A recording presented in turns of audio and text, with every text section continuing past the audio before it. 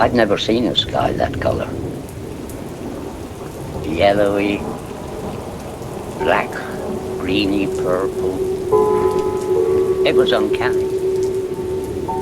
Oh, it was a day and a night that we shall never, ever forget. I couldn't believe that this was happening. First the sky, and then this horrible smell. Really sultry smell. Thunder and lightning, and it was horrible.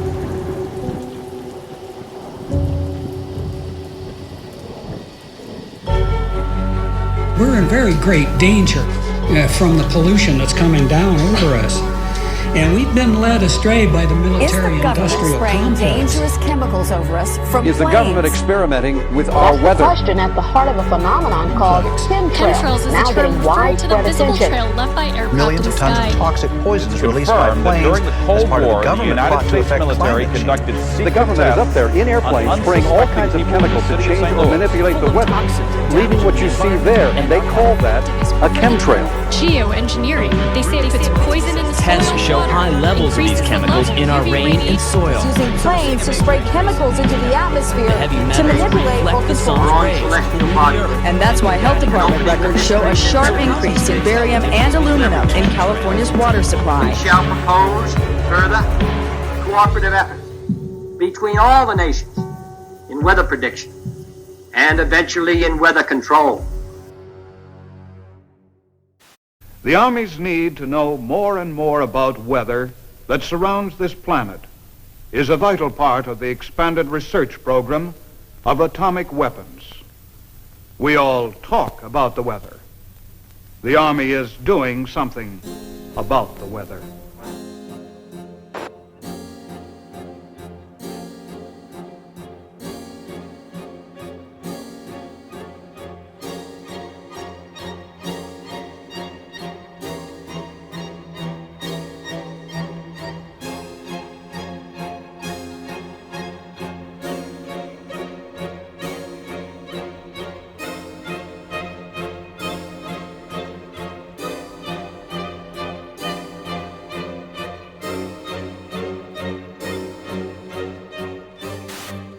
I would like to take you into the laboratory and show you a few of the experiments that led us to our outdoor experiments in converting clouds into snow. Using a home freezing unit such as this, we can form supercool clouds just like those in the natural atmosphere by taking a tiny piece of dry ice such as this and scratching it so a few tiny fragments fall into the supercool cloud. Long streaks develop. The particles grow very fast. They grow about 1 billion-fold in volume in a few seconds. Many millions of snow crystals form, and we get the same effect as is produced by dry ice. Dry ice is not particularly important as far as the fact that it's CO2. It is primarily important because it's colder than minus 35 degrees centigrade. This is a picture of the first cloud that we seeded back last November. Flying in a small Fairchild plane and putting dry ice from a small dispenser in the bottom of the plane, and within minutes saw long streamers of snow falling from the base of the cloud and evaporating into the drier air below. Under many conditions, of course, full-fledged snowstorms will be produced in this way. Nature at last has permitted to do a little something about the weather. Using Schaefer-Langmuir techniques, the Army Signal Corps and Office of Naval Research began conducting many of these experiments.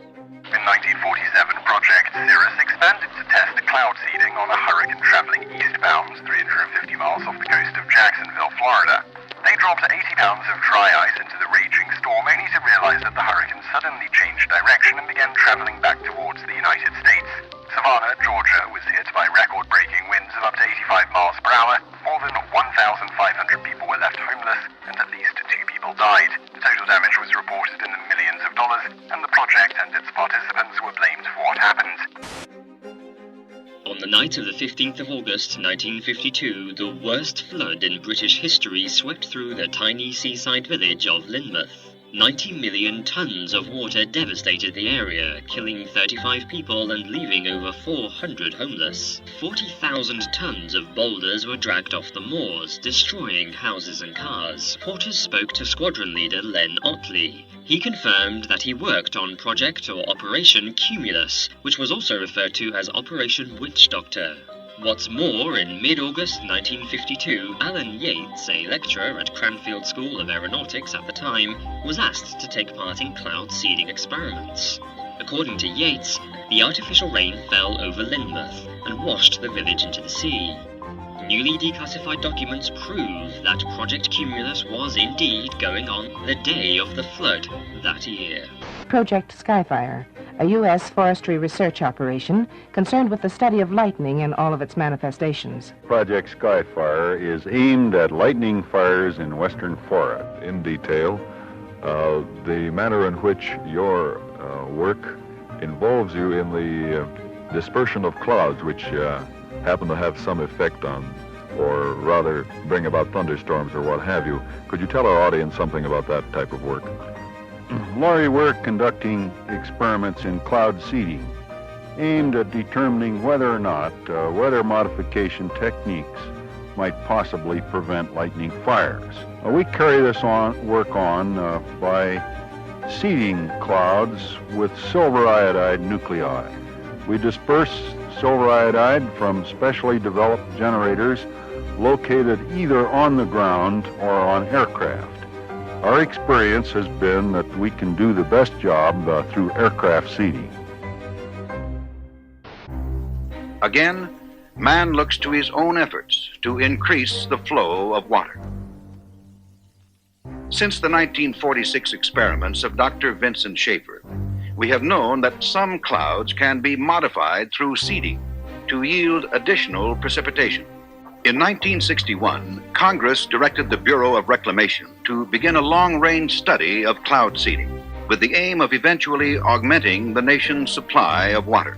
The program, called Project Skywater, continues at many sites throughout the United States.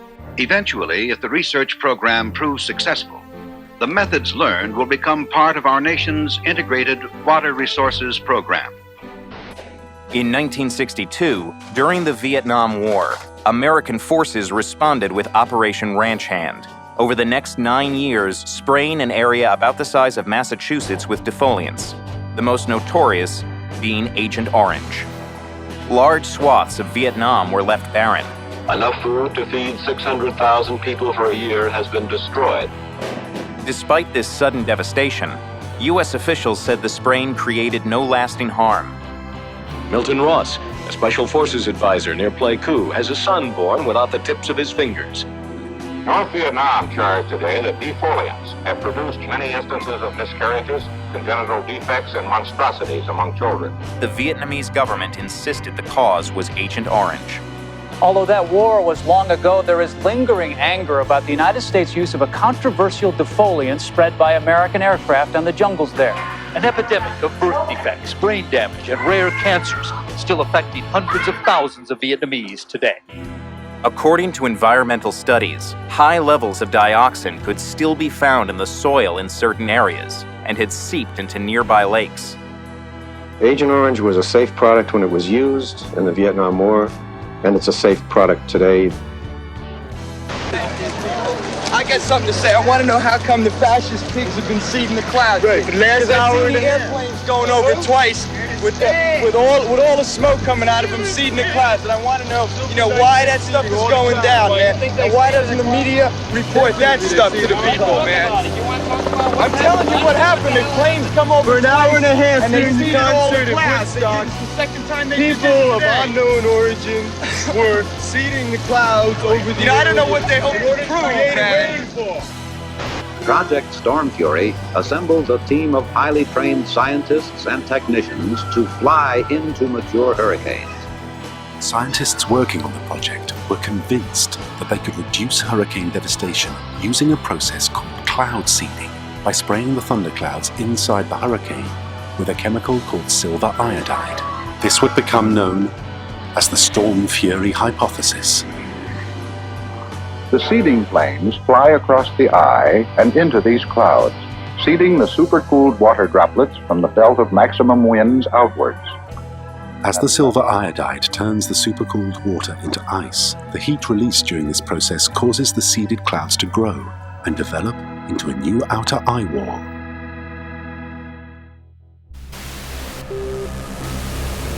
At that time, the United States Army were in Vietnam. Pierre Saint-Amand was part of the team assembled in a top-secret cloud seeding operation known simply as Project Popeye.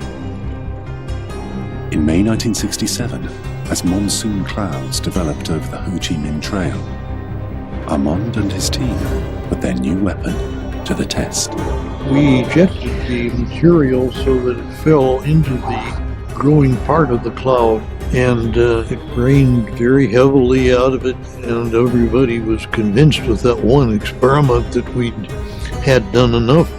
Project Popeye had opened the door to a new and dangerous type of warfare.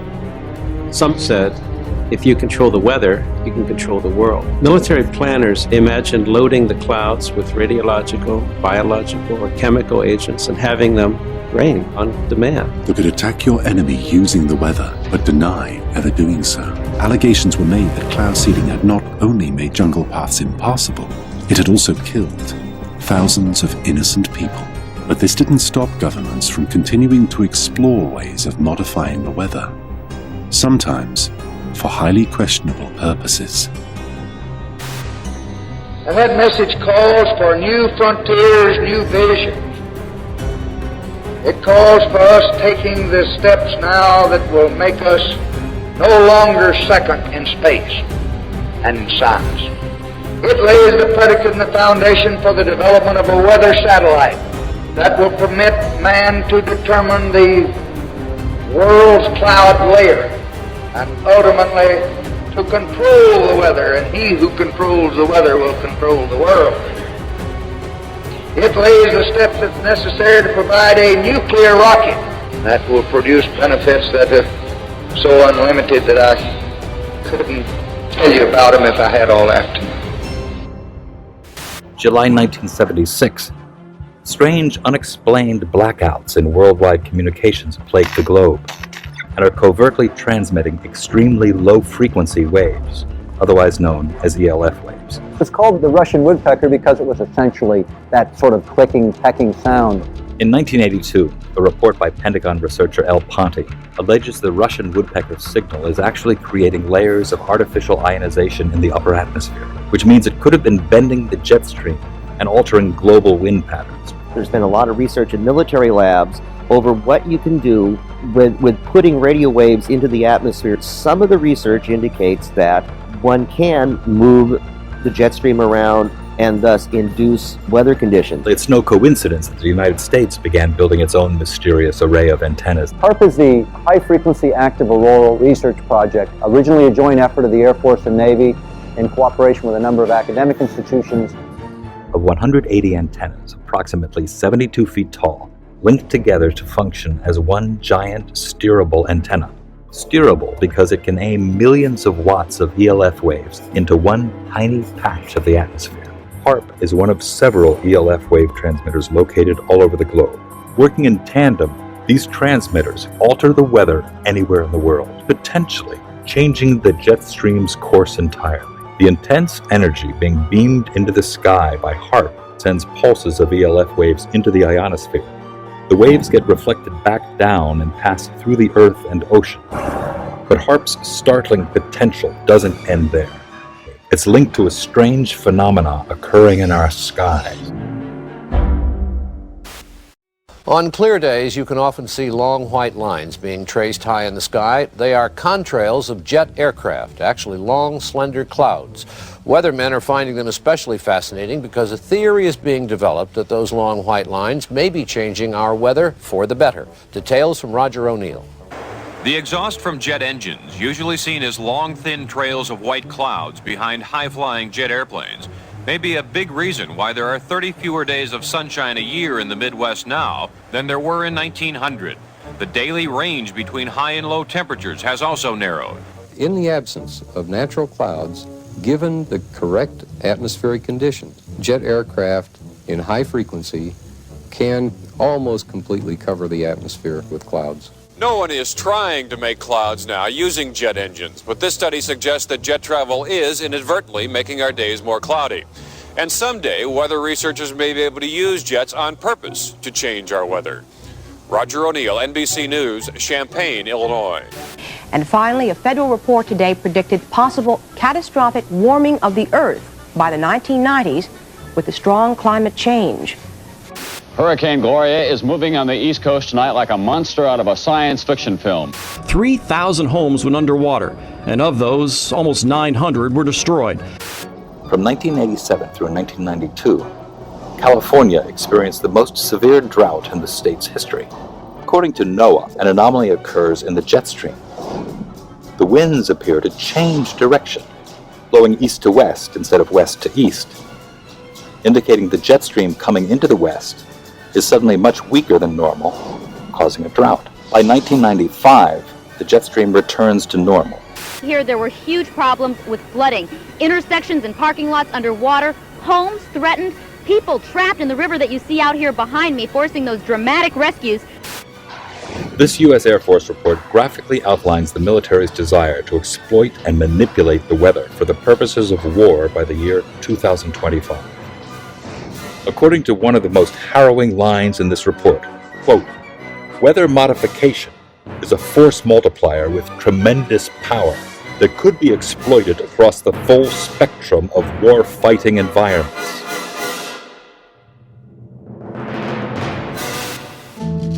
Man-made global warming is no longer just a theory about climate. It is the defining moral and political cause of our age. It is presented in the media as having the stamp of authority of an impressive international organization, From the IPCC, the United Nations Intergovernmental Panel on Climate Change, or IPCC. I've often heard it said that there is a consensus of thousands of scientists on the global warming issue and that humans are causing a catastrophic change to the climate system. Well, I am one scientist, and there are many that simply think that is not true.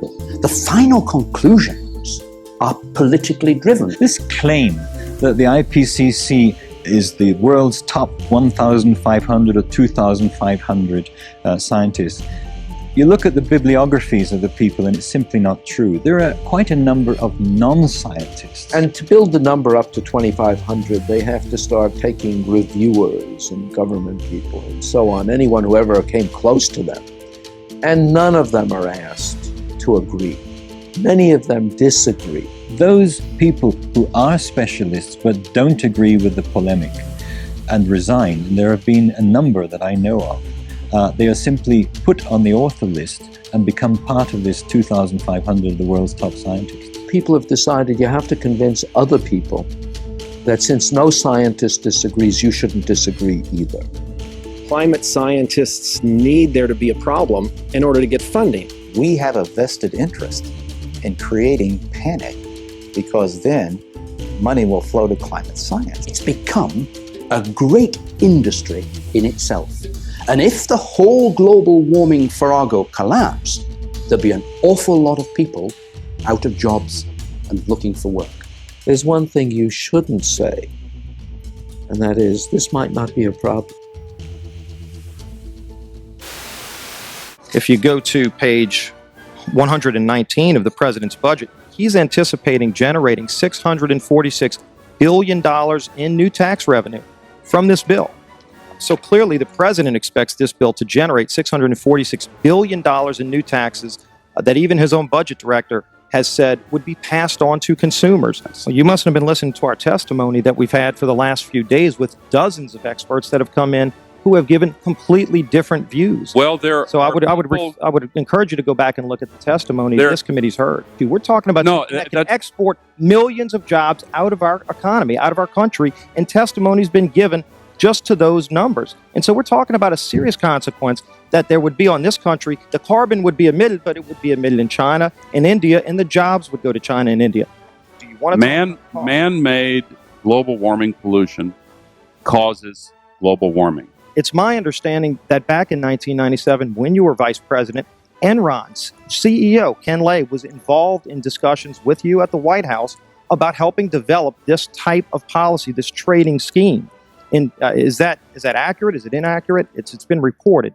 I don't know, but I met with Ken Lay, as lots of people did, before anybody knew that he was a right. crook. And clearly, you can see why so many of us are concerned about turning over this country's I energy didn't know him well enough economy. to call him Kenny Boy. You knew him well enough to help devise this trading scheme, and obviously we know what Enron and these big guys on Wall Street like Goldman Sachs, and I know you've got interest with Goldman Sachs. No. These people, well, that's been reported. Is that not accurate? No, I wish I did. I'm saying that there are going to be big winners and big losers in this bill. And I think that should be noted that companies like Enron helped come up with this trading scheme that would Enron. I don't know if this is true or not, that some scientists are trying to figure out a way to block the sun to try to slow down global warming. Yeah, it's a measure of the feeling of desperation that some of them feel. Are they really thinking they could do that? Well, some of them are seriously proposing, and I think it's completely nuts. Yeah. You put another kind of pollution, sulfur dioxide, up to orbit, cover the atmosphere. The sky won't be really blue in the way it is now anymore, but it would block out some of the sun's heat so that we wouldn't have to take the difficult steps to stop spewing all this global warming pollution into the atmosphere. And of course, there are a lot of problems with what they're proposing. You could actually spray sulfuric acid in the stratosphere 20 kilometers over our head and use that to stop the planet warming up in a kind of ugly tech fix. You can spray something into the atmosphere to change. Spray pollution into the atmosphere to stop it warming. How do you do this? You'd start with a fleet of modified business jets and say 20,000 tons of sulfuric acid into the stratosphere every year. And each year you have to put a little more. And this doesn't, in the long run, mean that you can forget about cutting emissions. We will need to rein in emissions. No, we'll get to it eventually. But in the meantime, we're shrouding the earth in sulfuric acid. So people are terrified about talking about this because they're scared that it will prevent us cutting emissions. Right, and also that it's sulfuric acid. We put 50 million tons of sulfuric acid in the air now as pollution, and it kills 1 million people a year worldwide. Okay, but it'll be better if we put more in. We're talking about 1% of that. 1% more, we're just killing 10,000 more people. You can do math. What happens to the sulfuric acid after it's sprayed? Does it just stay up there? No, it rains down, but it's a tiny addition to what we're already doing. Is there any possible way this could come back to bite us in the end? It actually turns out to be an old idea. This was known since President Johnson. You ever look at those planes up there? They have contrails behind them. Maybe all those planes are the contrails. Maybe they're actually spraying chemicals into the atmosphere right now, and Uncle Sam isn't telling us. Seems extremely unlikely. That the United States is not telling something to its citizens? That seems extremely likely to me. Read the newspaper. I think they might have your idea already. This geoengineering idea in its simplest form is basically the following. You could put fine particles, say sulfuric acid particles, sulfates, into the upper atmosphere, the stratosphere, where they'd reflect away sunlight and cool the planet. There's lots of mystery in the details, and there's some bad side effects, like it partially destroys the ozone layer, and I'll get to that in a minute, but it clearly cools down. And one other thing, it's fast. I guess the thing I haven't said about this is it is absurdly cheap. It's amazing how we can affect the planet. The one thing about this is it gives us extraordinary leverage. This improved science and engineering will, whether we like it or not, give us more and more leverage to affect the planet, to control the planet, to give us weather and climate control, not because we plan it, not because we want it, just because science delivers it to us bit by bit. What is geoengineering? It's really two very different things. One is ways that we would alter the amount of sunlight the Earth absorbs, and so cool the planet, partly offsetting the effects of carbon in the atmosphere, and that's called solar radiation management, or in some technocratic way, SRM. And the other one is to take carbon out of the atmosphere, so-called carbon dioxide removal. Before we get on to solar radiation management, let me ask you about the carbon dioxide removal. A Royal Society report here in the United Kingdom back in 2009 said that no method of carbon dioxide removal has yet been demonstrated to be effective at an affordable cost with acceptable environmental impacts, and they only work to reduce temperatures over very long timescales. I think that's exactly right, and I can say that both as an author of that report and as somebody running a startup company trying to capture CO2 from the air. Before we get into the pros and cons of it, how solar radiation management might work. Conceptually, it's simple. The doing it is not the hard part, but you could use aircraft or other methods to deliver literally tons or millions of tons of very small reflective aerosols, tiny particles, say, to the upper atmosphere. Spraying them out at a high altitude. Correct. Isn't one of the problems with the climate and studying the climate is that it's incredibly difficult to know exactly how it works. It is very difficult to model. Sure, it's impossible to know exactly, but you can still learn a lot. So we actually ran a survey almost a year ago now that took data, high quality data, from 1,000 people in the UK, Canada, and the US to try and understand public support for research on these technologies and what kind of political leanings influence people's decision to be for or against.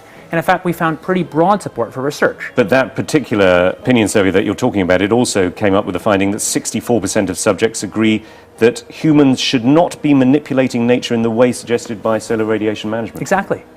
Well, that would suggest that there isn't particularly broad support at the moment for the theory behind this.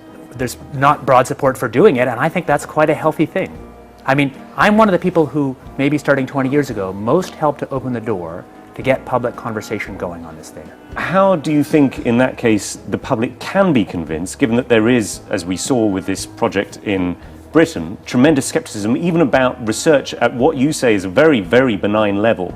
Public opinion will evolve over a long time, and from my point of view, the goal is to try and make that public opinion be able to be shaped by facts as well as possible, and also shaped by people's values. It's not to promote this. So actually, well, it is in part to promote this. I mean, you're a great enthusiast for this, and as you said, you have your own private company, which is... At my private company, we're focused on a very different part of it, which doesn't suffer from these governance challenges. But it is all to do with the issue of geoengineering. Actually, I mean, you know, it's an incredibly sensitive topic. I actually don't think my job is to promote it. My job is to help clear thinking and clear knowledge about the tools we have to regulate climate risk, among them this one. And I'm perfectly prepared to find that results show that we should never do this. So if it works, and again, we don't know it does, it provides some protection in the near term. Isn't there a problem, though, that you could end up with different effects in different parts of the world? I mean, you could, for example, find that although you're reducing the amount of sunlight and the amount, therefore, that the Earth is warming up, rainfall is affected in different ways in different parts of the world. Absolutely. Essentially, the scientists and technocrats, including myself, I guess, are helping to invent a thermostat knob. But it's much easier to invent the knob than to figure out who should be in charge of it in a world with many states. No, indeed, and I want to come on to the governance, but I want to ask specifically about the science of this, which is how far can you tell whether the effects of solar radiation management are then going to cause perhaps a catastrophic loss of rainfall in a certain part of the world? At the moment, it seems to be hazy, this. I think it's not as hazy as that. So using exactly the same climate models as we've used to estimate the problems with CO2 in the atmosphere, the underlying climate problem, we've applied those same models and same techniques to look at this. And the results so far, I have to say, look pretty good. That's why we're paying any attention to it. Richard Branson himself, who owns the Virgin Airline Group, was quoted back in 2009 in the New York Times saying, if we could come up with a geoengineering answer to this problem, we could carry on flying our planes and driving our cars. Is going to cost a lot of money. And yet I mean, let's be clear here, you and your company are after Branson's money. The cheapest thing to do is to use the atmosphere as a waste dump. And if we want to stop doing that, we must have laws that restrict the ability to use the atmosphere as a waste dump. My question is, are you not concerned that you and your company, Carbon Engineering, is looking for money from people like Richard Branson? It's funded, I think, in part by Murray Edwards, who is a key figure in tar sands, which is seen as one of the dirtiest fuels on the planet. It is. Are you not slightly concerned about the people who you're getting into bed with? I'm happy to take money from serious folks who have a broad set of interests. No problem. First of all, I should say, for work on SRM, on these very high leverage technologies that have security concerns, I believe there should be no private action, there should be no for-profit action. I believe it would make sense for SRM to actually restrict or eliminate the possibility of patenting. Isn't your company involved in several patents at the moment? This is the difference. So for capturing CO2 from the air, that's an encapsulated small technology, which can be regulated by the normal laws. It's inherently expensive, so there's no risk of sucking all the CO2 out of the air because it costs so much. Any technology you have that removes CO2 will have local risks, maybe unacceptable risks, but those risks can be managed by the normal local risk management we have. So I think that I'm happy to see private action on cutting emissions by making solar power or electric vehicles or capture from air. I'm not happy to see public action on technologies with this huge leverage, like putting particles in the stratosphere. I'll tell you a little bit about some new work we've been doing, thinking about how you actually might put aerosols in the stratosphere. The novel method we've been thinking about, or it's not novel at all, it's actually exactly what happens from aircraft contrails, is that we put a condensable, a few megatons a year of sulfur would be enough to produce sort of 4 watts per square meter radiative forcing directly out of the back of an aircraft. There's a huge literature in the nanofabrication world about making fine particles from low vapor pressure gas, and there's nothing very hard in terms of aircraft engineering. If you go to aircraft engineers, and we've done this, they say that would be easy, we could do this if you want us to. We've mostly thought about sulfur, and there's a lot of good reasons to think about sulfur, because sulfur's what nature does, at least in this version of the model, is if you put sulfur in continuously, you actually get a remarkably ineffective result. Nevertheless, there might be some good reasons to think about alumina. The big deal really is that alumina has 4 times the volumetric rate as sulfur, but roughly 16 times less the coagulation rate. So you could get away, we think, with much smaller mass flow. The little picture is from a nanofabrication study, which shows you can make high-quality alumina particles just by spraying alumina vapor out, which oxidizes. So it certainly seems pretty cost-effective and easy to do this with aircraft that are not very different from conventional aircraft. High-class business jets like the Gulfstream have wing designs that are very efficient. So with slightly different engine choices, they can easily deliver large weights up to sort of 20 kilometers or a little higher. And you could do that by either building new versions of these aircraft or even re-engineering existing aircraft. We have engineering firms that can do it. So you go to an engineering firm and you want this done. They don't say this is hard or unusual. They say, okay, yes, we could do it.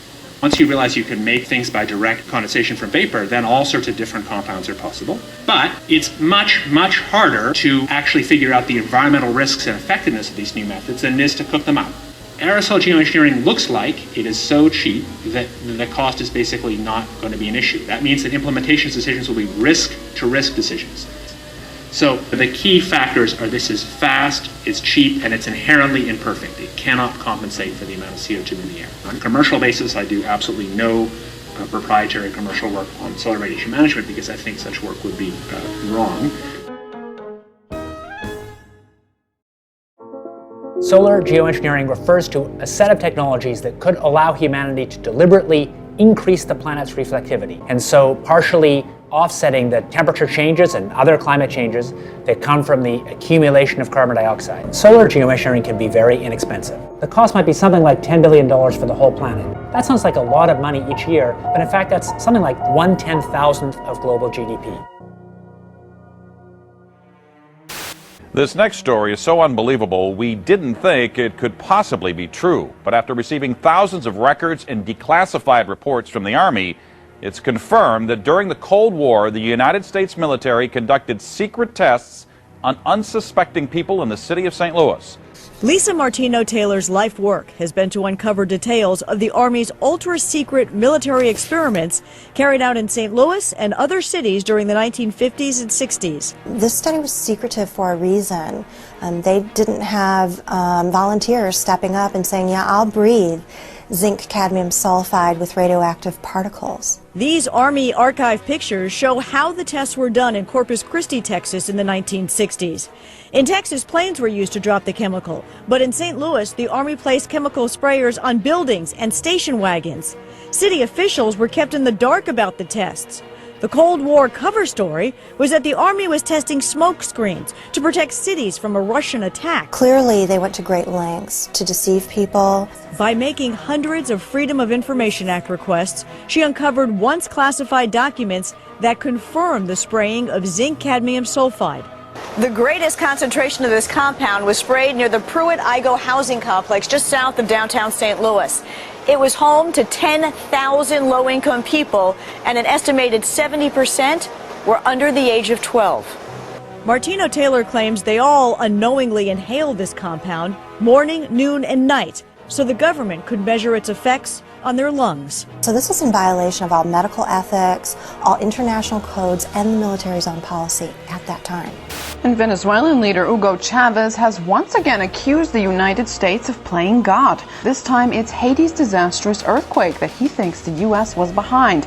Spanish newspaper ABC quotes Chavez as saying that the U.S. Navy launched a weapon capable of inducing a powerful earthquake off the shore of Haiti. He adds that this time it was only a drill, and the final target is destroying and taking over Iran. A wild accusation from Iranian President Mahmoud Ahmadinejad. He says Western countries are causing drought in certain parts of the world, including Iran. He says They're using high-tech equipment to drain raindrops from clouds. He basically says European countries are stealing rain from Iran for their own use. You know, they were talking about climate change yesterday, and now we're learning that scientists and researchers are looking at how to change the weather on purpose. That's right. Lasers now could one day manipulate rain and lightning. That's right. Well, as Mark Twain once famously said, everyone complains about the weather, but no one ever does anything about it. Well, instead of doing a rain dance, we physicists are firing trillion-watt lasers into the sky to actually precipitate rain clouds and actually bring down lightning bolts. When you have water vapor and you have dust particles or ice crystals, you can precipitate rain. It condenses around the seeds. These seeds can also be created by laser beams. By firing trillion-watt lasers, you rip apart the electrons, creating what are called ions, bringing down rain and even lightning. Well, I remember reading the stories that China had used this during the Olympics, that the USSR had used this after Chernobyl to create rain clouds. I mean, did those really work then? We have some of these capabilities now? Inconclusive. Even in the 60s, the CIA used this to bring down monsoons during the Vietnam War. Governments have been playing with this thing. Alleged to. Alleged to, right. Yeah. Now, we realize that for decades now, these governments have been alleged to have experimented with weather control, but nothing conclusive. We're actually using trillion-watt lasers now. They precipitate rain out of water vapor. Sure enough, you can actually bring down electricity down the beam. The bad news is, if it's a clear blue sky, it's not going to do anything at all, because it only takes water vapor that's already in the air and condenses it. However, you name it, outdoor events and agriculture and flooding and even hurricanes, all of them could be subject to weather modification. Terrorists no longer the CIA's only priority. The U.S. intel agency now investing in weather?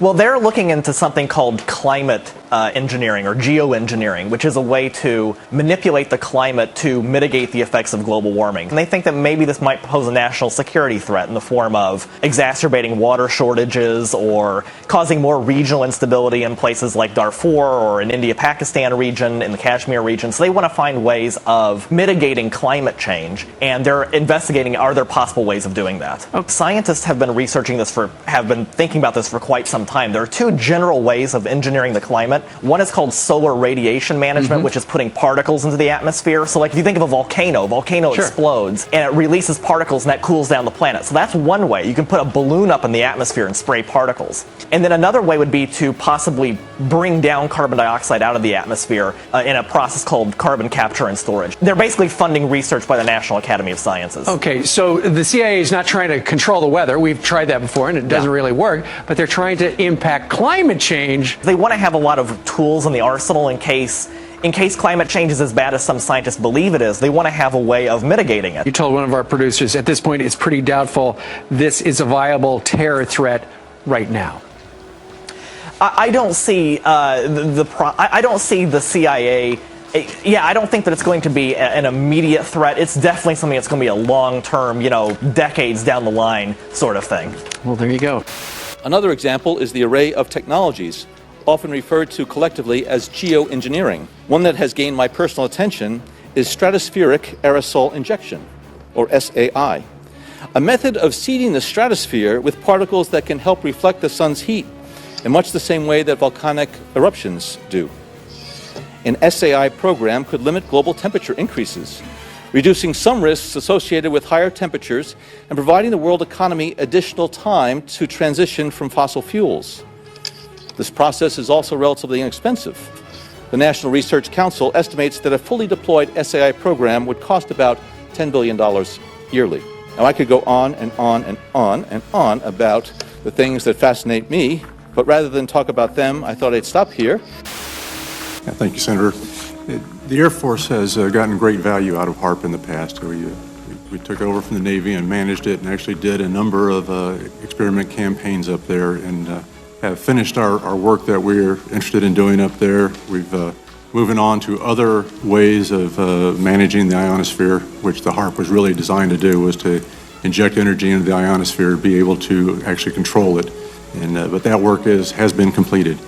The Air Force has maintained the site for other government agencies to use for several years now. And with DARPA completing their project, that's our last government customer that we have in the site. We have put out a call for other agencies that had interest in managing the site or taking it over, and including going out to academia.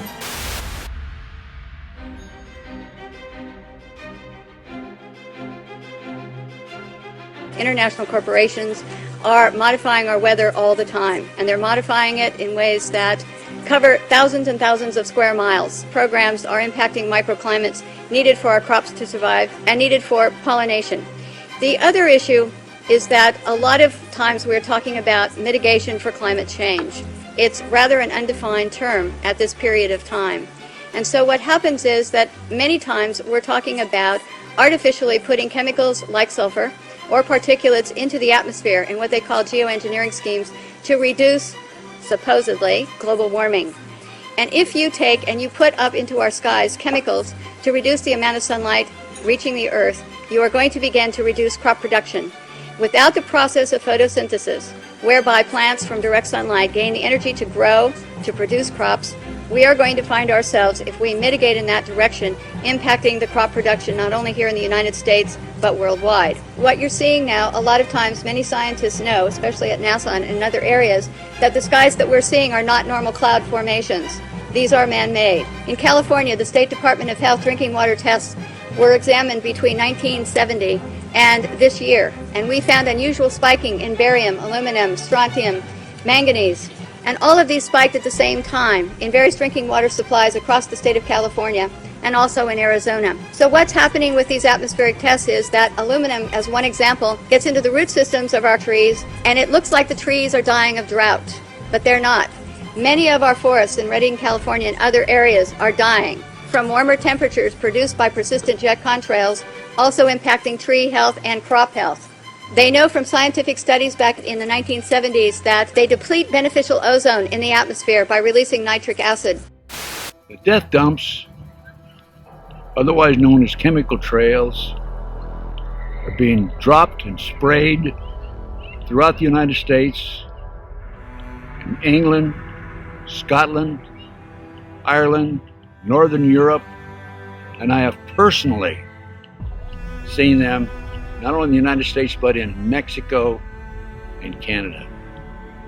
Birds are dying around the world. Fish are dying by the hundreds of thousands around the world. This is genocide.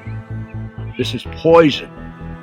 This is murder by the United Nations. This element within our society that's doing this must be stopped. I personally have observed the planes in Lincoln, Nebraska at the Air National Guard. They have no markings on them. They're huge, bomber-like airplanes with no markings. This is a crime. Crime against humanity, crime against America, crime against the citizens of this great country. What is wrong with Congress? This has an effect on their population and their people and their friends and their relatives and themselves. What's wrong with the pilots who are flying these airplanes? They're dumping this crap, this poison, on their own families. Somebody in Congress has to step forward and stop it now. Thank you. I'm Ted Gunderson. I conducted air sampling, I conducted soil sampling, and I was getting high levels of these contaminants. When I started asking the question again under a new commander, I never in my life thought I would have somebody look me in the face and tell me, "Is there something wrong with you? You've been looking really depressed lately. You know I can put you under a mental evaluation for up to 120 days. Who would take care of your daughter?" Because I was divorced at the time. As soon as I heard that, I knew. It validated everything I ever thought. And I thought, I've spent 9 years of my life trying to protect human health, and here we are violating law after law after law. Just sitting here, instead of protecting the people, we are poisoning the people. And you ask yourself, if this is true and we are spraying the people, where are the pilots? Where are the people? I don't know if you pay attention, but look at Snowden. Look at Manning. People don't come forward because these supposed Whistleblower Act protections that you have, are not enforced, they're not supported, and they really don't exist. Geoengineering is occurring, it's been occurring, it is not new, and your tax dollars are funding this. So it is unethical every day for all the other people that are out there that work in preventive health, or even physicians that aren't speaking about this. They need to. The biggest hurdle that we have is disinformation sites. I never say them, but I'm going to today, so that you know if anyone ever gives these to you as a reference to debunk you, it's Metabunk and Contrail Science. Those are two websites that are ran by a government shill named Mick West. He is a computer gaming programmer who tries to tell you about persistent contrails. So somebody who isn't even credentialed in chemistry or physics or ecology, none of that, is trying to tell you that you're crazy. You have to understand that I have met people who used to be purposeful disinformation trolls, as we call them. These people are paid to get you on board to believe a website or an article. So I just want everyone to know and understand that of all things, of all the freedoms that we are losing, geoengineering is the #1 issue that we are facing. Because you can have guns and money and you can have everything. If you don't have food and water and you are dying of respiratory or neurological illnesses, what does it matter? So you've heard about vaccines and you'll hear, about smart meters and you'll hear about other issues. These are all systemic effects. We are getting overexposed to toxins. People will tell you fluoride's in the water, but it's not a lot. It is a lot because you're getting it everywhere in your food, water that you drink, and you're getting it in your vaccines. Our bodies cannot metabolize these toxins. There's the debate. Is it a condensation trail or a chemical trail, something with an additive in it? And I couldn't bite the chemical trail issue for a long time. Give me a reason, give me a motive.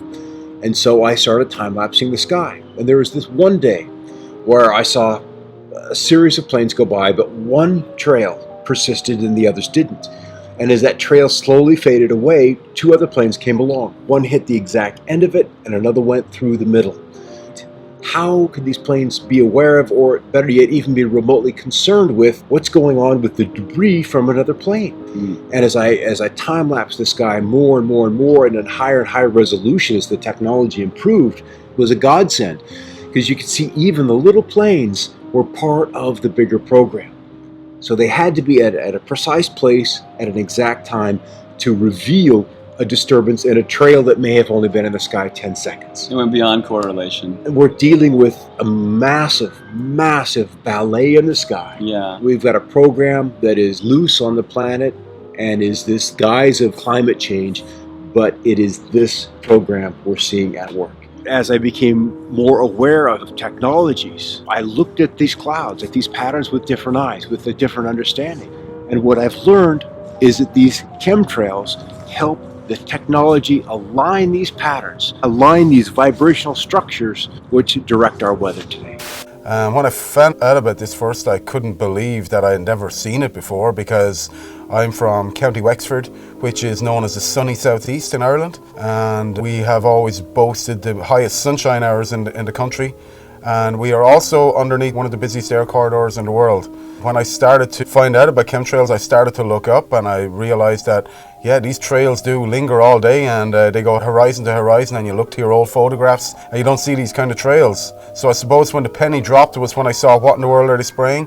That's really when this whole thing kind of made sense to me, because it was explained in a documentary. People knew what they were talking about, and this made a lot of sense. This is a government program to control the weather, and if you think about it, if you want to dominate and control the planet, this is the ultimate weapon to do that. So the Irish media now are normalising weaponised air as a reality that we must get used to. They are blaming car emissions and coal pollution, but there's no mention of the elephant in the room, the hundreds of millions of tons of substances being sprayed into our atmosphere every year, like aluminium oxide, which David Keith and other geoengineering proponents are proposing spraying into our skies. They will never admit these programs are going on, but we know they are going on because 2004, the Civil Aviation Authority in the UK conducted an investigation into cabin air quality, and one of the peak materials found was aluminium. So what the hell is aluminium doing floating around up at cruising altitude? So now Monsanto miraculously have an aluminium resistant seed that can grow in aluminium contaminated soil. Why would they have such a thing unless they knew of a problem that was down the line or already happening? Last year in 2015, a study came out of Keele University in the UK, and bees were found to have had massive high quantities of aluminium in their brains. This is a big problem. We need bees to keep the food chain sustained and to keep it alive. And now Monsanto have recently bought a bee research company called Biologics in 2012. And they have genetically modified a bee that can only pollinate Monsanto crops. And also, this bee is resistant to all pesticides. So why would they want to design such a Frankenstein creation unless they knew of a problem that already existed or a problem that was in the pipeline? Dementia now is the biggest killer in women in the UK. And what's the main cause of dementia? Aluminium accumulation in the brain cells. We are in the fight of our lives. All sources needed for life to exist are under direct attack from these programs. Oxygen, sunlight and water. Once you know about this, you have a duty of care to get involved. As a caretaker of this planet, we must all come together to stop these programs because we can do it. Once you find out this is going on, you understand that the air you breathe is being compromised. Things don't get any worse than that. You're standing at the end of the plank, what else do? You got to take action, otherwise you are condoning what's going on. Silence is compliance. So we got to speak out. We spend a lot of time outside looking up at the sky, and not a lot of people do that anymore. March 14th, 2014, in Eureka, California, I was driving the vehicle with my 2 kids, and we were watching this chemtrail for about maybe like 5 minutes it had been going. And I noticed that there was this large flash that lit up the entire sky, similar to what lightning would do. So we're driving towards the sunset, and the drone was coming this way, and it came over, and about there, that's when we saw the light, and then it went straight down from that angle. The difference that I'm finding when I see a drone spraying compared to an airplane spraying is when the drone sprays, it seems that it's more of an upward angle from the ground to the sky, as if it was launched from right below where it was. And with the plane sprayers, it seems like they go from one side of the horizon to the other side. The reason that the people probably stand on the sidelines is because, they don't really want to stand out. And I don't mind standing out. That's part of my personality since forever. So, everybody's in their car looking down, watching the news. I'm outside, looking up. I've become aware, and it seems to me like more people need to be aware or should want to be aware. My name's Jack Falsrock. I'm Madra Maui. I grew up on the east side of Mount Shasta. We went out and hunted and gathered all of our food all the time. That's when I first started noticing that something was wrong with the earth. Then I started seeing things in the sky that was not supposed to be there. And then I seen that what caused those things was the planes that was flying over, and they were polluting the sky. And I was wondering why don't they care about the sky? What I noticed, is this really strange weather. It really disrupts everything. I noticed that too. How when it gets cold, sometimes, and then it gets hot, and then it gets cold, and it gets hot. It disrupts this environment here. I mean, anybody that understands when they grow things, they know that the weather can't change like that. You don't have to be a scientist to understand that. And when you disrupt that, when you keep putting these clouds in between the Earth and the Moon, you're going to disrupt the whole world. You're going to disrupt man. You're going to disrupt all these animals. That's why it's not good to change the weather. The weather's how it's supposed to be. It's like what they're spraying over there with the mosquitoes. They say those things so they can scare people, so they can continue doing that. And that's all they do is scare these people so they can, we got to do this, we got to do this. There's nothing to be afraid of in here. Everything was created beautiful. Are you not happy? Go some other earth. Go over there. Get on your plane and go somewhere else. They stop spraying the chemicals. We can heal. We will heal ourselves just like the earth will heal. If they stop the chemicals before it's too late. And people really begin to understand, really, really understand. I know that people accept the sky the way it is now because they're so used to it. And it's really sad. We should stop using all the chemicals that we use and trying to control the things that we shouldn't even control. Quit using the chemicals. Quit using the chemicals in the sky. You're going to wake up one morning and you can't breathe, then what are you going to do? We have freedom of information in both British Columbia and Canada. So I first inquired from the province because I was relatively close to the people there, so I thought I could probably find out more from it than I might from Canada. However, I did get a quick response from the province saying basically they knew nothing about it and they couldn't help me. It took a long time for me to get a response from the federal government. I requested the information through the Freedom of Information legislation in about 2013, I think it was. And it was 2014 in March when I finally got a response. I got 47 pages, of which 10 were blanked out completely, and 6 or 8 had comments, this information cannot be provided for you under section whatever of the Freedom of Information Act. So I didn't get all the information. There's a lot out there that they haven't told us. But they told me enough that it basically confirmed for me and for all of those that the report was provided to that yes, it was happening. And I think there needs to be more an awareness among the people. The more we talk about chemtrails, what's happening, we're being rained upon with aluminum, barium, strontium, all of that, and the effects, of course, we're feeling here as well. It's recognizing the report from the federal government, Canada, that this will affect geoengineering, as they call it, chemtrails, solar radiation, whatever you want to call it, will affect climate. It's reflecting back the sunlight, but it also recommends or recognizes in the report that it's going to have different effects in different places. The moment governments admit that this is happening because of what it is they're doing, there's a liability, there's a responsibility, and that for them is a problem. So as long as the people are relatively quiet and they're more interested in a football game, a baseball game, or whatever it is today, as I said earlier, create an awareness. And I point to the sky every time I see the chemtrails, and whomever with me will know that those are chemtrails.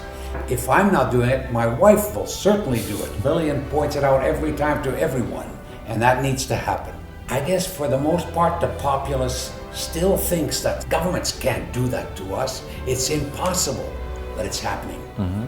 If the government came out, or the bureaucracy or whatever came out and said, we're very involved in genetically modified foods, or we're creating chemtrails, which means that you're being rained upon with aluminum or whatever, that would probably not go over too well. That would be politically very unpopular. You would have an outcry, you would have a protest, you would have a mini revolution.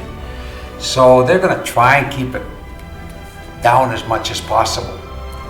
You're not going to see a whole lot of politicians or bureaucrats jumping on it. The pressure is going to have to continue on. There's got to be a lot of it. It obviously, the result will be enormous public awareness. Once aware, they're going to fight it. They're going to be on our side. We're going to be together on the issue. That's important. I first got into chemtrails when I had some solar panels fitted onto my roof, and I noticed on the days that the sun was out, it was great. 4 kilowatts, happy days. And then I noticed some days it got down to 1 or 2 kilowatts when actually the weather forecast sun. I'd never taken much interest in the weather until I was earning money out of it. And then when you find out you've earned only a fifth of what you should have earned according to weather forecast, then something wasn't quite right. And I'd never heard the word before, chemtrails. And then when I went and looked it up on YouTube, I couldn't believe that somebody would actually spray the sky with lines deliberately. And yet, as the weeks went by, I found out absolutely it's true and they were doing it. And it was costing me money. There's other subjects that have come along in the meantime when I thought, is there anything that could be done to stop this? And having found other subjects, people like Wilhelm Reich's name was coming up, and even later Tesla. Wilhelm Reich, very, very clever person in as much that he realised there's an energy in life that's very, very powerful and important and is related to good health. And after many years of investigation, he found out there was some fantastic properties to this, and he called it orgon, which is related to ether. Other people came along, people like Trevor Constable, who looked at generating and changing the weather with certain pieces of equipment. And this isn't the use of chemicals, this is actually the use of equipment which reacts with ether, and it's perfectly 100% natural. Wilhelm Reich actually found out there was amazing cures with ether, and one of them was cancer. He actually cured the people that the hospitals discarded and put them on the scrap heap basically and says we can't cure you. And Wilhelm Reich virtually cured every single one of them. He understood what ether was about. And how he found out about the cancer is that when you change the frequencies of DNA, the DNA loses all its instructions. And that means that the DNA grows distorted and it can't grow the way that it should grow. In other words, if it's part of your skin or it's supposed to be part of your kidney, it grows into a deformed piece of the body that shouldn't even be there. But by correcting the frequency, the DNA goes back to grow how it should do. And that's one of the amazing things he was working on. Tesla proved beyond any shadow of a doubt that he can actually tap into the energy which is already there. And what I mean by that is when you have two opposing potentials, you can tap in the difference between the two potentials, and that's your energy that you're actually creating. Now, Tesla said something that I thought was very interesting. I only found this out recently. He talked about ether, and he made this statement that ether controls magnetism, electricity, and all energy. Now, to actually come out and say that, he must have had some basis as to why. We know that Tesla based all his works on facts and many, many experiments. And of course, we use many of Tesla's technology today, both in electricity, magnetism, etc. And so we're in a position now where we're looking at equipment that Wilhelm Reich manufactured and made. We're looking at the way that he used it and he generated it. Now, Wilhelm Reich, he actually was called into places like California when it hadn't rained for months and months. In fact, some of these poor farmers were going bankrupt. He actually went to a place where it hadn't rained for many years, and after about 6 weeks, he did start to develop a very small amount of rain, but a moisture came into the area where all the plants started to flourish. According to what his daughter said, that area continued to flourish for another 50 years. The other thing that Wilhelm Reich noticed is the texture of the rocks changed from being crumbly to having some body back to it again. So when we talk about ether, we're not talking about just weather modification or health to the body. Ether must be some kind of energy which controls, as Tesla said, everything. It's like the link that ties and controls everything together, whether it's energy, magnetism, or electricity. I would love to be able to use ether to bin 1, 2, 3, 4, 5,000 square miles of chemtrailing. That would be fantastic. Before they use it for all the other agendas. And if we could do that, happy days. Because that's what a lot of people are looking forward to. A day where all this crap is not in their control anymore. And I believe if we could master this, ether will do exactly that.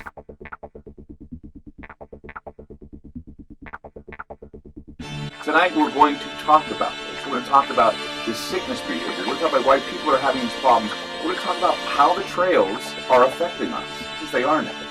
There's no doubt. Even the EPA said so. They just made mention of it about, a couple months ago, actually, last summer. They admitted it. The EPA said it's affecting you. 888-673-3700. That's 888-673-3700. I'm Clay Lewis. You're listening to Ground Zero, and we'll be back. In the United Kingdom, they just published their mortality statistics for 2016. And you'd expect, okay, what's top 3? Cancer, heart attack, stroke. Always has been. Number 1, dementia. Number 1. Which of course includes Alzheimer's, which is caused by aluminum. They found carbon nanotubes in Parisian lungs. In Turin, half of the children had severe DNA damage from nanoparticulates. And there's a study that came out recently showing how nanoparticles interfere with the nuts and bolts of the internal workings of your cells and cause rheumatoid arthritis, which is just one of the very many autoimmune diseases we're all coming down with. We don't need any more evidence. We need to get this out into the public consciousness and say, oh, hell no. I wanted to let you know that there was a study that was released back in the summer of 2016, the Environmental Protection Agency. They declared that emissions from jet engines endanger the health of human beings and the environment. They pointed out they were investigating the possibility that lingering contrails, this is what they called them, lingering contrails contribute to dangerous heat waves, more powerful storms, lengthening of fire seasons, and other dangerous consequences. Well, there's a new study about air pollution that's revealing that, once again, the particulate, the aluminum and barium that we talk about in the trails, is creating dementia. For older women, breathing air that is heavily polluted by metals and other sources of fine particulates nearly doubles the likelihood of developing dementia, and the cognitive effects of air pollution are dramatically more pronounced in women who carry a genetic variant known as APOE, that's APOE-E4, which puts them at higher risk for developing Alzheimer's disease. There are so many things going on, and it's because these nanoparticles are disrupting the workings of our cells. Our bodies attack ourselves, and it goes nuts. But just concentrating on what's being sprayed is only half the story. The electromagnetic aspect of this is devastating. The Russians were using the woodpecker program back in the 80s. They could change it right here. Yeah, because it's very long wavelength. It travels a very long distance. And it's such simple technology. Our body's resonant frequency is 5 hertz. All you have to do is just point that at someone, and it's, if you pick someone up and shake them at 5 times a second, they'll fall apart. There's so much research on the cognitive, physiological, and other effects of electromagnetic radiation on our bodies and our minds. And, put a burrito in the microwave, it does something. You'll often find you just be going about along with your day, and then suddenly, bam, you're extremely tired, you just have to sleep. And you'll find a lot of people at the same time will have those things. You'll have people getting similar muscle spasms in different parts of the body all over the place. I mean, it's full spectrum warfare. I mean, the electromagnetic, the spraying, all these sort of things. In Scotland last year, between 2014 and 2015, the death rate from respiratory failure went up 14% in 1 year. That's statistically significant. I mean, why aren't they asking, why, is this massive jump? Italy's death rate overall went up 11%. This is carnage. So when you're looking at the spraying, it could be private contractors doing it, Sure. Weather modification, it could be a number of things that they're doing. Geoengineering, of course, Matt, he was the one that introduced me to the idea of geoengineering being used and doing the studies of geoengineering. That's what we talked about last time you were on the program. Well, you heard that now the bees are an endangered species. Exactly. I was reading about that the other day, that they now have made them an endangered species, and that's frightening. Because before we had what would they call that, hive colony collapse disorder. Yeah, colony collapse disorder. They said the colony collapse disorder could be because of Roundup, Monsanto. You name off all these things. But think about this: the bees are dying of the same type of problems that we're having, and that is dehydration, not getting enough water, not having enough water in our bodies, having diseases that are creating this sick behavior that we're having, and the bees get it too. Even people who have good night's sleep are not feeling it. They wake up tired, they wake up dragging, and so what else could it be but something environmental, something toxic that we're being exposed to? It's got to be above government because it's global. Right. They're doing it all over the world. Yeah. China, Russia, everywhere. And then that's the thing. If we don't know who, then we don't know all of the answers for them, and they can't make a solid opinion. One of my biggest frustrations is the line, "They wouldn't do that to us." I've heard that too. Why would they do that to us? Because they have families too. And I tell them, well, I have a genetic disorder that makes me prone to cancer. And why? Because they were testing nuclear weapons in the West Deserts of Nevada, St. George, Cedar City area in Utah. My family was subjected to that radiation, which caused some DNA problems, and it got passed down to me. And your son. Yeah, and my son. They did that because they felt that was more important than the lives of people. Spend a few bucks, get your rainwater analysis, you can get your hair analyzed, and I have footage of these sprayers, and they show up on flight radar. I don't know any airline that does not spray. They aren't told, oh, by the way, turn this switch when you get to a certain point. It's all done centrally. There's plenty of patents where the substance actually gets injected into the exhaust. I mean, there's a US Navy patent called the powder contrail generator. There's so much freaking evidence. It's insane. Technocracy, this crackpot idea dreamed up in the 1930s. They wanted to replace the economic system with an energy-based thing. But if you have a gold-based economy, you know how much a loaf of bread is worth in compared to the amount of gold there is. But with energy, you have to know how much energy is being stored, transferred, whatever, at all times. Hence smart meters, smart every freaking thing, reject it. The official line on this whole thing is, oh, we're all going to die from global warming, and we might just have to spray sulfates into the sky to reduce global warming. David Keith, Ken Calder, and Alan Roebuck are the three main guys who go out to do this stuff. They'll only talk about sulfates, but their own papers say, actually, sulfates don't work. They stick together, they fall out of the sky. Instead, you got to use nanoparticulate aluminum, barium, strontium, magnetite, and so on. And this character David's research, according to US Code 50, section 1520A, I think, it's legal to spray chemical and biological warfare on a civilian population as long as you call it research. So it's banned as warfare, but you can do it in your own populations. So I think all the spraying is generally done by people's own militaries. What they're doing is they're establishing a geoengineering governance regime. It's a self-proclaimed regime. They asked for papers to identify things like, should we even involve the UN? Should we take into consideration human health impacts? What role will public perception and opinion play while we establish this solar geoengineering governance regime? Self-titled regime. So Patrick and I, we independently submitted papers. I hired a PhD. My paper delved into the human rights aspect, that we have the right to environmental decision-making participation. Both of our papers were, of course, rejected. It is their plan to do full-scale deployment. They claim that all of the research that we've been seeing, these grid patterns, are research. They're admitting to it. The chemtrails, the geoengineering, the solar radiation management, okay, and now you can even look up the Solar Radiation Management Governance Initiative, SRMGI. Okay, it's an initiative to govern their solar radiation management, which is chemtrails, which is geoengineering. So these people are meeting, 24 scientists behind closed doors, to develop the plan for the regime to take hold to go full-scale deployment. Some days don't have chemtrails, right? Some days are clear. And really, the more clear days you get in a row, the more likelihood it is that you're going to get a grid pattern coming up. But this irregular pattern of appearance where you not only have no lines in the sky, but you also don't have the air traffic. Okay, listeners, feel free to look up at your sky, look at that air traffic, see those days where there's nothing going on. And this irregularity in the appearance it's the clue, it's the first clue for the newbies. Chemtrails are also called solar geoengineering, it's also called solar radiation management, it's also called stratospheric aerosol injections. Okay, and what they like to do is they like to confuse us with the terminology. It's all one thing, right? It's all chemtrails, it's all geoengineering, it's all solar radiation management, stratospheric aerosol injections, whatever word you want to give it, it's all treason.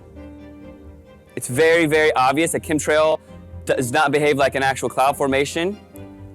It forms out and fades into a milky haze, all right? Irregular pattern of appearance, the number of trails seen simultaneously at a given time. When you're sitting out there and it's a normal day and then all of a sudden a dozen planes show up and grid the sky, whereas you've seen 3 planes all day, something is going on there. That's it. It's that simple. How come all of a sudden all the planes show up at once and zigzag the sky? We got broken trails, all right?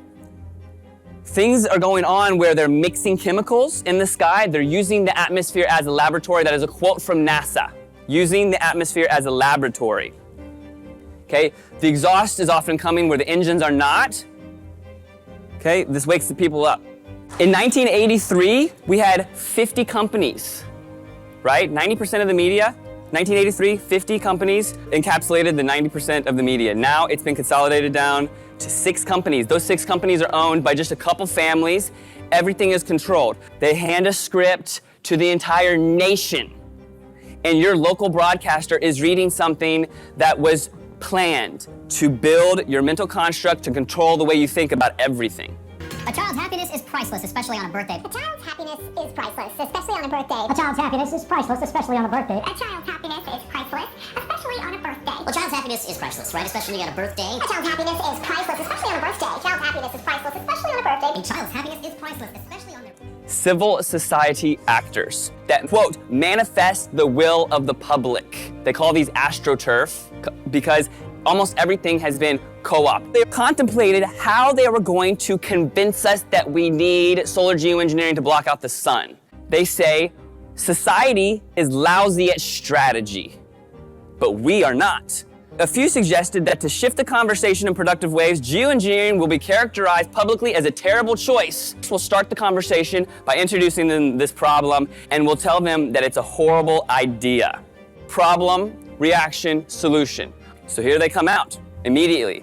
Geoengineering, a horrible idea. Geoengineering climate fixes could harm billions. During this short time frame, Forbes magazine, Washington Post, chemtrails are not real, showing a picture of chemtrails. So if you're new to this, you're being educated by your trusted news sources, okay? And they're telling you there's nothing to see up there, don't worry. But wait in 6 months, they're gonna tell you they've got a cure for global warming, and it's identical to what they have proven to you does not exist.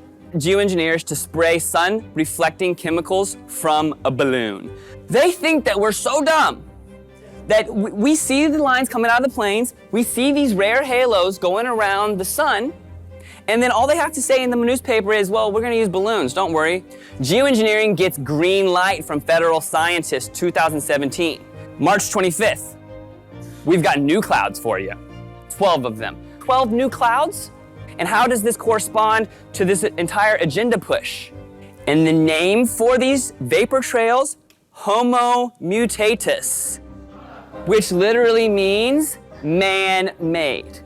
The World Meteorological Organization has decided to add 11 new cloud classifications. That's to their international cloud atlas, and this is a big deal because it is the first time they've added anything in 30 years. Forget being on cloud 9, we are on cloud 12 because that's how many new types of clouds have been added to this historic update coming from meteorologists. I'm a little biased, right? Exciting stuff, guys. All right, so the new types include the Volatus or roll cloud, which has been designated as a whole new species. You can see it gets its name from this long horizontal tube-like shape. Next one up, we have the cavum or the hole punch cloud. This big circular gap is sometimes caused by aircraft taking off and landing. Very easy to see, right? Makes sense there. And we also have the Spiritus. These are gorgeous. It's actually my favorite. It's kind of looking like it waves while you're underwater. I mean, these are actually beautiful. I mean, check these out. And then finally, we also have the big surfer waves of the Fluctus cloud. So beautiful, right? There's just a sample of the new additions that we have. Meteorologists, sky watchers, daydreamers, we're all geeking out, guys. The meteorologists are all part of that same program. They're all getting handed a script and they're told to read it and they have no choice. And already it's time for governance, okay? This is something that they just shoved down our throats for the past few months, and they say they're gonna be doing it in the future, and they say don't worry that it's not real 6 months ago.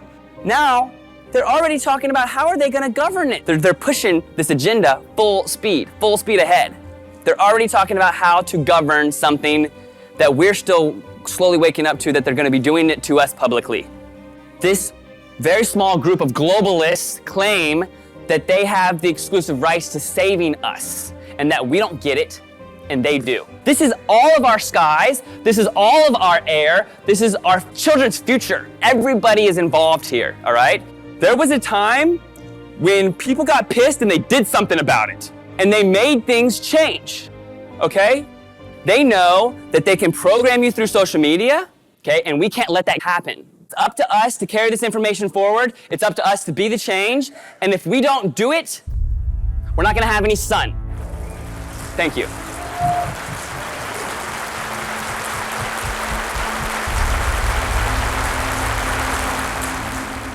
For in the final analysis, our most basic common link is that we all inhabit this small planet.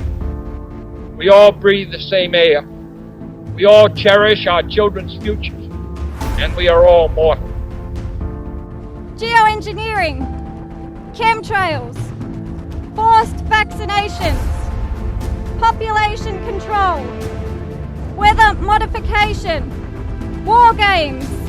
We have not given consent. You cannot spray the atmosphere with toxic chemicals and expect no ramifications. These chemicals go into our food, our air, and our water supply. Ill effects of these have been recorded as headaches, flus, breathing problems, skin problems, and my major concern is Alzheimer's disease. Aluminium causes nerve damage. Fluoride in the water works with aluminium in the air to cross into our brains. At this moment, about 24,700 young people around the age of 30 and above have Alzheimer's. In the next 10 years, 400,000 people in Australia will have dementia. It is now the third leading cause of death in Australia. About 10 years ago, I did a degree in environmental management. It's concerning to me that in that short time, we were brainwashed to believe in population control, that our Earth could not sustain itself if we didn't intervene. The Earth has enough resources for everyone. We need to change our thinking, but also change our actions. If you have never heard of these terms before, then please start looking at the sky and make your own decisions.